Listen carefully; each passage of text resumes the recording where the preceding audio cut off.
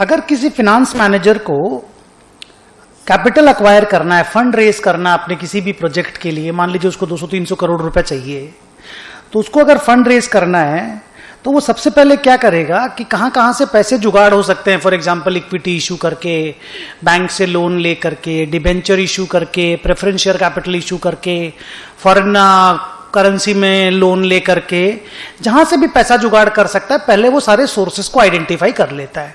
उसके बाद जो काम होता है वो ये होता है कि वो इन 3 फैक्टर्स को, कॉस्ट, कंट्रोल और रिस्क, उसमें भी कॉस्ट और रिस्क ज्यादा, इन 3 फैक्टर को वो कंसीडर करता है। कॉस्ट फैक्टर का मतलब हो गया कि हम अगर फंड रेज कर रहे हैं, किसी भी दूसरे से पैसा ले रहे हैं, तो हमको उसको x amount of money per annum देना पड़ेगा। तो ये अगर मुझे जितना ज्यादा देना पड़ेगा मेरा बिजनेस उतना अनवायबल हो जाएगा। So cost is the very very important factor which must be taken care of by a finance manager while raising the funds. Very costly या too costly fund will always raise question mark on the viability of the project. दूसरा factor है control.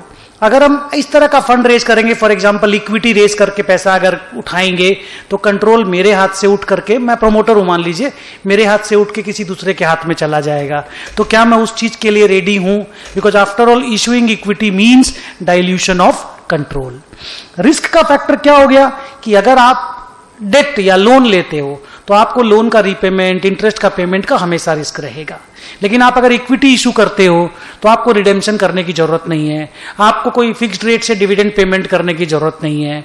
That way आपका risk minimise हो जाता है। लेकिन again equity अगर आप इशू करोगे तो कंट्रोल वाला इशू आएगा, कंट्रोल डाइल्यूट होगा।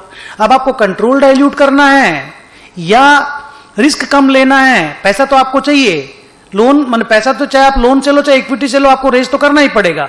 तो वो आपके ऊपर डिसाइड है, आपके ऊपर डिपेंड करता है कि आप इसको किस तरह से बैलेंसिंग करते हो।